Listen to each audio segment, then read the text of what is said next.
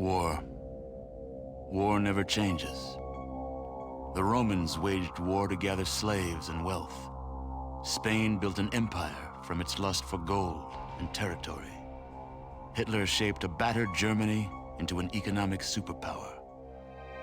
But war never changes.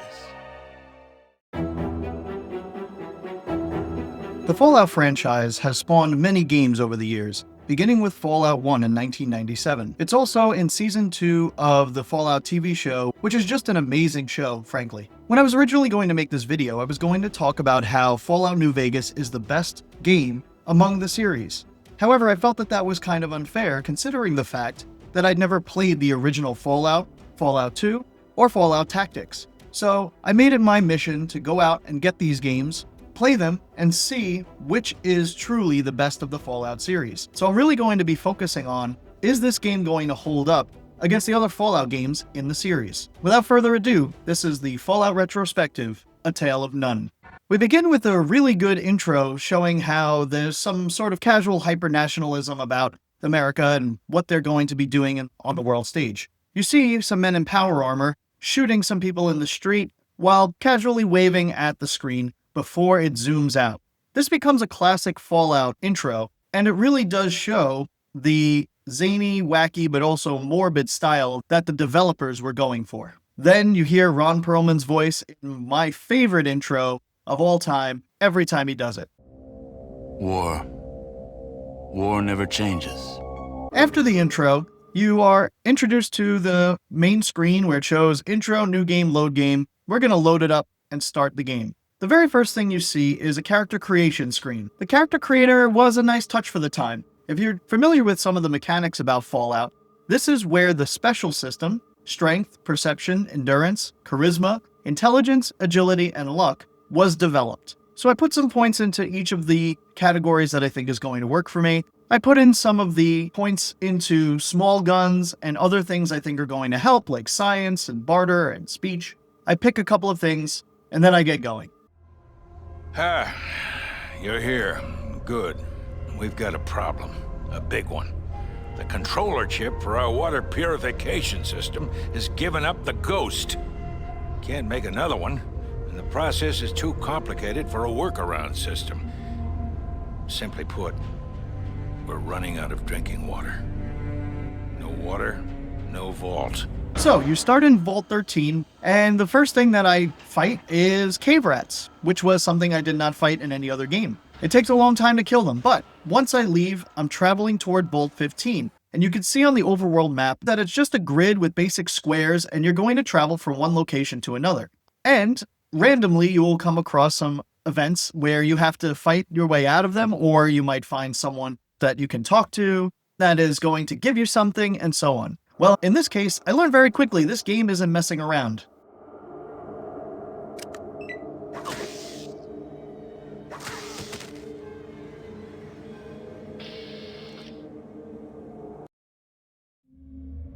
Not even the carrion eaters are interested in your radiated corpse. So I reload my save and I travel toward Vault 15. A city called Shady Sands is between them. You may remember it from the show with the large crater that they talked about towards the end of the season. I speak with the guards at the gate, and others don't seem to like me for some reason. I speak with the leader. The community believes highly in Dharma.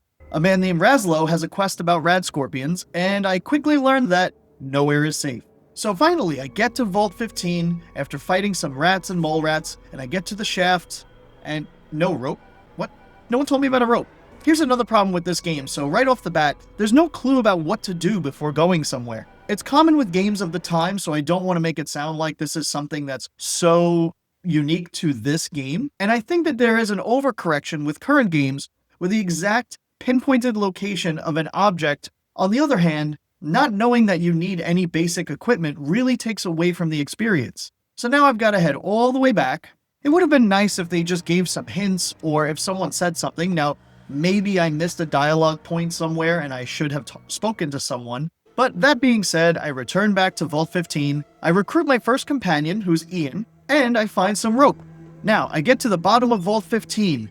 The command center has collapsed. Oh, okay, so I cannot do anything from here anyway. Also, there was a hunting rifle in the corner of the bathroom that's incredibly hard to see, And I think that this was intentionality by the developers to hide something which is in plain view of the character, but not in plain view for you. So I think it's a little bit of an unfair thing that they did with that, but some people might find that that's fun to go and explore certain areas. I returned to Shady Sands and talked to some people to see if maybe they can give me some direction. When that didn't work, I went back to Vault 13 and nothing happened with the Overseer. So it's like the developers want you to flounder and use trial and error. I decided to head south to Junktown, which is one of the locations that some people have talked about. I wander around and find a hospital. I find Killian, the leader of Junktown. He's having some issues with a guy named Gizmo. Gizmos is near there. As we're talking, a crony comes in to kill him, and we smoke him.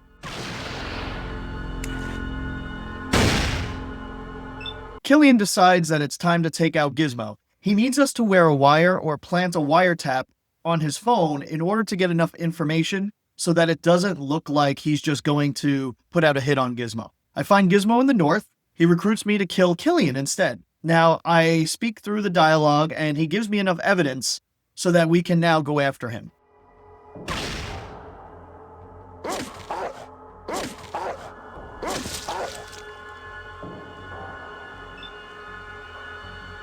I'm a friend of Junktown now, but like everyone, I need to get to sleep. In the middle of the night, my character is awoken by an issue with some crazy guy next door.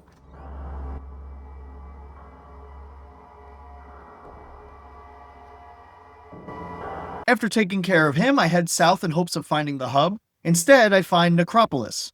It's a zombie lover's haven, but it seems to be a little too hard for my level.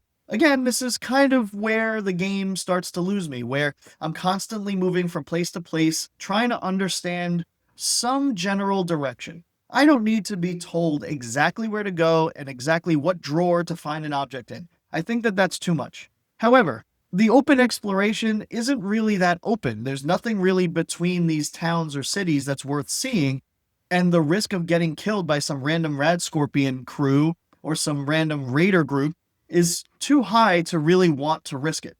So I move west and find the hub. This place is huge. There are multiple different maps that you have to go to in order to get to the things that you need. Iguana Bob sells me some prime meat, and afterwards I take a job from a man named Decker. So, you're looking for a job. How fortunate. I have one that needs doing. Ah, but where are my manners? What's your name? The morale system really kicks in here.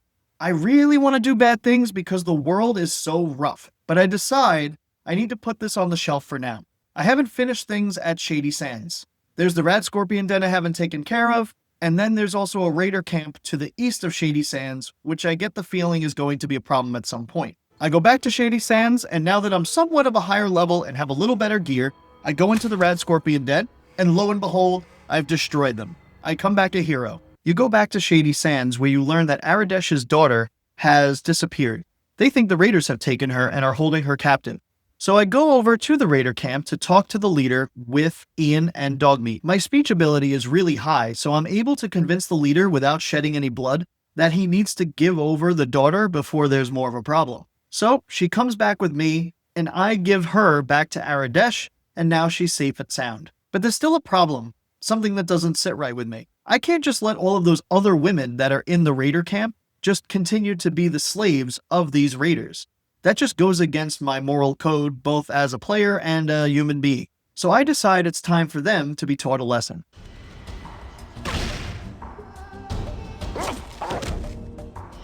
Someone tells me about a vault in Necropolis, so we're off at it again.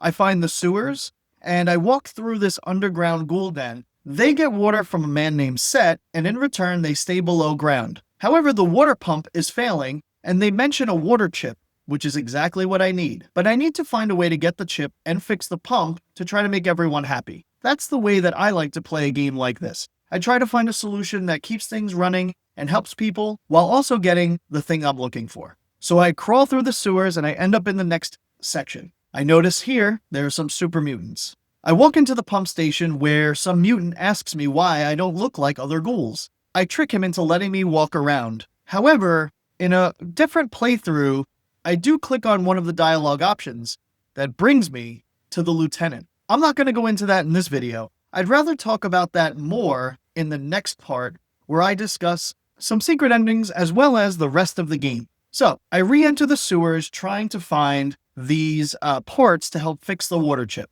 After doing some back and forth and getting some help online, I have to admit this game required a lot of help online, I finally find the junk under the pump in a random spot. Seriously, look at this. Can you see this? Can you? Anyway, I bring the ports back to the ghoul. He gives me enough Beans Electronics to help with my repair skill so that I can actually repair the pump. I head to the pump and fail over and over. Like, what's going on here? Maybe I glitched out, or maybe there's some other issue that I'm not really understanding. I save and return another time, just getting frustrated, and I want to go try something else. Oh, I just had to keep pressing it until it worked. Fun. So with the pump now working, I finally get the water chip. I spend 5 minutes trying to figure out what to do, only to figure out that the water chip was in my inventory automatically. I return to Vault 13, and I hand it over. Okie dokie, one moment, the chip is initializing. There it goes. Self-test is green. Reboot is good. Ha! It's working, and it looks like we have a winner! Oh, you've saved us. Mission accomplished. Then the Overseer tells me some bad news. Just wanted to let you know that the water supply is stabilized. Actually, we're rebuilding our reserves. You did great. I am a little concerned, however. I don't like your reports. What was in the reports, that is. In fact, they scared the heck out of me. It's those mutants. I've done some calculations and, well, I've come to an unpleasant conclusion. I guess I'll have to return to the surface once again. Now, in thinking about the storyline, the characters, the creation system, the interface, I wanted to give my rating system for these games a little bit of a unique twist. I wanted to use something that was already part of the games to describe my feelings on the games themselves. In this case, overall, I have to give this Fallout a Rad Scorpion out of 10. It's got a lot of rough edges, multiple moving parts that are hard to figure out, and a wicked sting every time you make the wrong move. It does have some uniqueness to it, which does make me want to keep playing. However, I felt like every time I went somewhere, I ended up dying or I ended up lost, and there was really no way to know what to do until I've already played through the game a lot. The interface is cumbersome and gets in the way often. There's a lot of issues with this interface. I mean, you have to click on the exact button, and the buttons are so tiny that if you even miss it by a single pixel, it won't activate. A lot of times, I didn't even realize until a few hours into the game that I had a skill dex with different skills that I can click on to then help me do things in the game. There's no explanation of these things. There's no reminder. And what pulls me out of the game in this case is that my character would know how to use their Pip-Boy. This is not something that the character found randomly one day, and I'm trying to figure it out while he's trying to figure it out. This is very much the opposite, where this character knows the Pip-Boy, knows the system, understands things about the world that I wouldn't, and yet I'm so clueless in this interface. Now, I have no problem with difficulty. I've played Dark Souls 1 to 100% completion. I've played the entire Dark Souls catalog at this point. I just recently beat Baldur's Gate 1, which is no slouch of a difficulty. That game had a lot more going for it, and not to compare fantasy to sci-fi per se, but the game was a lot more balanced. Even talking about companions, they feel like such an afterthought. So overall, unfortunately, I found myself just wanting to get the game over with. There were many times while trying to make this video where I kind of had to sigh before I got myself into a game. That's not the way it should be. A game should be about jumping in and being excited, even if you might die, even if it might be difficult. You don't want to find your players sighing before they turn the game on, and that's what I found myself doing. Now, if you're looking for the rest of the game, where the Overseer sends us out to fight the super mutants and end the threat, that's going to be in part 2. For the rest of the playthrough and a secret ending that I just stumbled upon, check it out in part 2, and I'll see you there.